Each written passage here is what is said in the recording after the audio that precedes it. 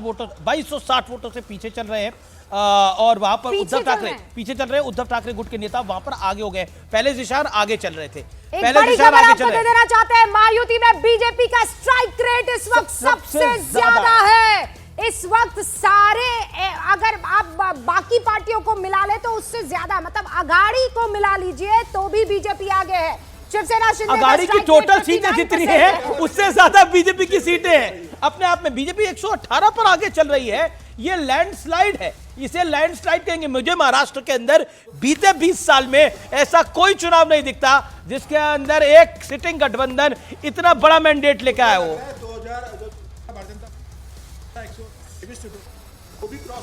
122 सीटें अभी देख लेते हैं। सपना शरद पवार के घर के बाहर से मौजूद है। सपना, बहुत ब्रीफली मुझे ये बताइए कि इस वक्त वहां पर क्या माहौल है, क्या देख पा रही हैं आप? जो आंकड़ा है वो पक्ष में नहीं और इसीलिए सन्नाटा पसरा हुआ है। यहाँ दिखाने के लिए इस वक्त सिर्फ और सिर्फ यही है कि जो रास्ता जाता है सिल्वर ओक की तरफ वो एकदम सन्नाटे से पसरा हुआ है, क्योंकि रुझान एकदम उलट हो गए हैं और शरद पवार अब इस वक्त अकेले दिखाई दे रहे हैं। मैं यही तस्वीर देख पा रही हूँ, भतीजा कुछ ज्यादा अच्छा करते दिख रहे हैं उनसे। रवि सिंह भी मुंबई के काउंटिंग सेंटर से हमारे साथ जुड़ चुके हैं। अमीश जी, रवि, मुंबई के अंदर जो प्रदर्शन है भारतीय जनता पार्टी और शिंदे का वो बेहतर दिखाई दे रहा है, लेकिन इतनी बड़ी लैंडस्लाइड जीत होगी वो बहुत बड़ा है अपने आप में। बहुत बड़ा है, बिल्कुल अमीश, आपने बिल्कुल सही कहा। और अभी आपने थोड़ी देर पहले जिक्र किया था बांद्रा ईस्ट, जहां पर इस समय काउंटिंग सेंटर पहुंच जिशान सिद्दीकी और वरुण सरदेसाई, इसी जगह पर उनकी विधानसभा की काउंटिंग हो रही है। फिलहाल जिशान सिद्दीकी पीछे चल रहे हैं, पहले आगे चल रहे थे, लेकिन अभी थोड़ी सी मायूसी इधर के लिए है इस सीट पर। फिलहाल ये वाला जो पूरा आंकड़ा है, ये इन्होंने कटेंगे तो बटेंगे वाला जो बिल्कुल लाइन अलग ली थी, क्योंकि अजीत पवार ने भी लाइन ली थी अलग और यह जिशान सिद्दीकी भी उसी लाइन पर चल रहे थे। तो फिलहाल अभी ये पीछे चल रहे हैं, वरुण सरदेसाई आगे चल रहे हैं। यहाँ से यहाँ पर जो डिस्कशन चल रहा है वो ये कि क्या अब अजीत पवार की जरूरत पड़ेगी उसके बगैर। तो मुझे लगता है अजीत पवार को बीजेपी साथ रखेगी, अजीत पवार को बीजेपी साथ रखेगी। और देखिए ये गठबंधन बना हुआ है, लेकिन इंटरेस्टिंग, देखिए इंटरेस्टिंग ये है कि उद्धव ठाकरे गुट के लिए जो सबसे बड़ी स्ट्रेस की बात है, जो आदित्य ठाकरे है वो अपनी कॉन्स्टिट्यूएंसी में बहुत मार्जिनली लीड कर रहे हैं। और जिस तरह की वहां पर फाइट चल रही है, वहां पर अगर कुछ बड़ा उलटफेर हो जाता है तो बहुत बड़ी दिक्कत हो जाएगी। एक और इंटरेस्टिंग फैक्ट, मतलब ठाकरे परिवार का व्यक्ति अगर चुनावी हार जाएगा तो क्या बचेगा? एक और इंटरेस्टिंग फैक्ट है, पूरे एमवीए को मिला लीजिए तो उद्धव ठाकरे भी इस वक्त जो है वो आगे दिखाई दे रहे हैं। देखिए, कांग्रेस के लिए मैं बार-बार बोल रहा हूं, कांग्रेस लीडरशिप के लिए बहुत बड़ा क्वेश्चन मार्क है। तीनों को मिलाकर शिंदे से मैं बार-बार अलवी साहब के पास जा रहा हूं। अलवी साहब क्योंकि बहुत बातें को रखते हैं। अलवी साहब, मेरा सीधा पॉइंट है, कांग्रेस लीडरशिप पे क्वेश्चन मार्क है कि नहीं है? जो पार्टी की रणनीति बता रहे थे, जो स्ट्रेटेजिस्ट थे, क्या उन पे क्वेश्चन मार्क नहीं है? ये लगता है राशिद अलवी नहीं है, विवेक के पास चल सकते हैं बीजेपी ऑफिस। तो गुलाल आया है, जलेबी आई है, लड्डू आया है या कुछ और आया है, या मोदक आया है सिद्धिविनायक से? अमीश देखिए, सब कुछ आ गया है, लेकिन बीजेपी के जो लोग हैं थोड़ा सा इंतजार और करना चाहते हैं, जीत को पुख्ता करना चाहते हैं। लेकिन तैयारी देखिए, मैं आपको दिखाना चाहूंगा। आपको ये देखिए, पूरा बैरिकेडिंग लगाकर हॉल बना दिया गया है, यानी कि यहाँ पर तैयारियां लगभग पूरी तरह से तैयार हैं। स्पीकर्स लगा दिए गए हैं। बहुत बड़ी खबर, आदित्य ठाकरे की लीड कम होती हुई और सिर्फ 390 वोटों से लीड कर रहे हैं। पहले 750 वोटों से लीड कर रहे थे। ये बहुत, ये करीब थर्ड राउंड की काउंटिंग के बाद का है।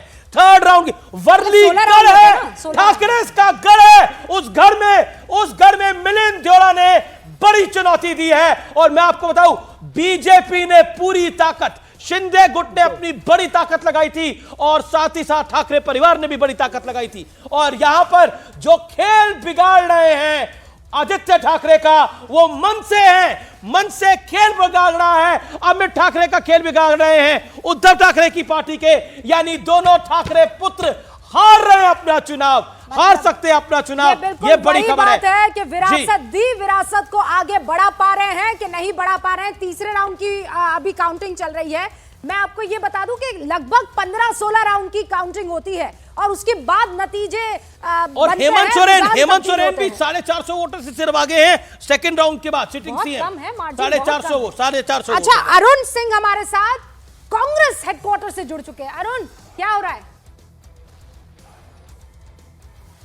कुछ नहीं हो रहा है। अगर एक लाइन में आपको जवाब सुनना है तो कुछ नहीं हो रहा है यहाँ पर। तो आप देखिए, तस्वीरें देख लीजिए, आप खुद जलेबी है कि नहीं है, और दर्शक भी अंदाजा लगा रहे हैं यहाँ कुछ नहीं हो रहा है। ये देखिए, इधर भी देख लीजिए, कुछ नहीं हो रहा है, कुछ नहीं हो रहा। तो कुल मिला के यहाँ अभी कुछ हमारे कैमरामैन दिख रहे हैं जरूर। अब अगर झारखंड में सरकार बनती है तो जरूर। राजकुमार भाटी कह रहे हैं कुछ नहीं हो रहा। नहीं, दुख तो हो रहा होगा ना। नहीं, वो तो जिसको हो रहा होगा उसको हो रहा होगा ना। अगर वो यहाँ आके बताता तो हमें समझ आता। अभी तो जो लोग हैं वो अपने कमरों में हैं, 1-2 लोग हैं आए, वो लोग अपने कमरे में बैठे हुए हैं, बाहर निकल नहीं रहे हैं। शायद कोई रणनीति बन रही होगी कि क्या जवाब देना है, ईवीएम की बात करनी है, मराठा आरक्षण की बात करनी है, या फिर बीजेपी की बात करनी है, या फिर एजेंसियों की बात करनी है। जो कुछ भी बात करनी है अब तो बातचीत करके। बीजेपी के वरिष्ठ नेता former cabinet minister Shahnawaz Hussain मेरे साथ हैं।